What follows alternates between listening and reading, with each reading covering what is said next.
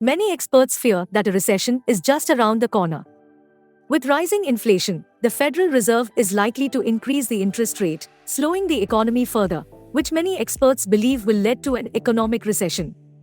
The impact of a recession can be disastrous. In a recession, it is not rare for people to lose their jobs, which they thought were so stable. They could also lose their homes to the bank because of rising adjustable rate mortgages and become a financial mess. A recession may be defined as an economic downturn that occurs over a period when unemployment rises along with a decline in trade and industrial activities. A recession typically refers to a decrease in the economy for more than 6 consecutive months, or a drop in a country's gross domestic product (GDP) for two back-to-back quarters, signaling slower or negative economic growth. While a recession can be challenging for individuals with uncertain financial conditions, it can also provide a massive opportunity for financially stable people. The key is to start preparing to be in a better position to take advantage of the opportunities that may present themselves during an economic downturn. Make sure to watch the full video because a few extra minutes of research on your part could translate into once-in-a-lifetime financial gain. If you like videos about business, money and investing, make sure to subscribe and hit the bell button so that you don't miss any of our value-packed videos. This is how you should prepare for a recession. Number 1. Build an emergency fund. You should create an emergency fund if you don't already have one. It is recommended to keep aside 6 months' worth of expenses regularly as an emergency fund, but during a downturn, the recommended amount is 12 months' worth of living expenses, especially if you are in an industry that gets hit hard by a recession.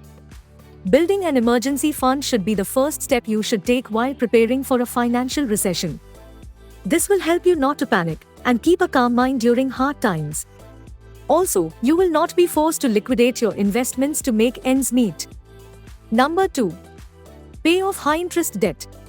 In times of uncertainty, deciding whether to save extra cash or pay off debt is very complicated. It's highly recommended to prioritize paying off high-interest debt like credit card bills. According to Bankrate data, the national average credit card annual percentage rate is close to 16%. Carrying a balance from month to month could potentially cost you hundreds, if not thousands of dollars in interest. One way to tackle your debt is by getting a personal loan with a low interest rate or signing up for a balance transfer credit card with zero interest. If you don't qualify for zero interest credit card, you can call your credit card provider and ask to lower your interest rate. Last year, about 70% of the people who asked for a lower interest rate got one. But there were way few people who asked. Paying off your debt will save you a lot of interest payments and put you in a better financial situation. Number 3. Create multiple sources of income. Recession leads to layoffs. This doesn't mean you will lose your job during the recession. But it's always good to be prepared for the worst. You should not depend only upon your job for income. Instead, you should try to create multiple income sources. It could be a freelance gig you do or an online business, or any other form of passive income that can provide the support of a second income. Number 4. Sell unnecessary stuff. Selling unwanted stuff is an easy way of making money and preparing for a recession. Hold a garage sale or post items online on marketplace like eBay. It would bring you the much required liquidity during a recession. Before we get into the next section, I need to remind you that I am speaking from my own experience, and I am not a qualified financial professional. Please seek the advice of a professional before making any financial decisions. When recession finally arrives, the key is to keep a calm mind and not panic. This is what you should do when the economy enters a recession. Number 1. Reduce expenses. During a recession, saving your money as much as possible is essential. There are many ways to cut costs. You can often maintain the same quality of life by focusing on lean living and cutting out extravagant expenses. You can start cutting costs by delaying a significant purchase or getting into bargain shopping. You can also start carpooling to work to save expense on gas. One very effective way of reducing expenses is to make a list of all the expenses, such as house rent, insurance payments, expenditures made on groceries, and any other small personal expenses. This list will provide you with data on your monthly expenses and give you an outlook on your expenditure. At the end of the month, You evaluate the costs and check if there is something you can reduce from the list. This will help you in cutting out unnecessary items and reduce your expenses. Number 2. Invest in yourself. A recession could be the perfect opportunity to develop a new skill. They say that the more you learn, the more you earn. Learning new skills and expanding your knowledge will position you well for success when the economy eventually recovers. You could also use this time to focus on an in-demand skill like writing or graphic design. These skills are very much in demand and can make you a lot of money even during a downturn. Number 3. Invest in discounted stocks. In times of a recession, people tend to lose confidence in the share market, resulting in panic selling. The market tends to price the stocks unfairly during a recession, meaning you can find shares at a significantly discounted price. You should invest in quality companies that have been providing good returns for a long time and have fallen quite a bit from their highs. It would be best if you avoided companies with high debt loads, as they could have trouble paying off their debts in a downturn.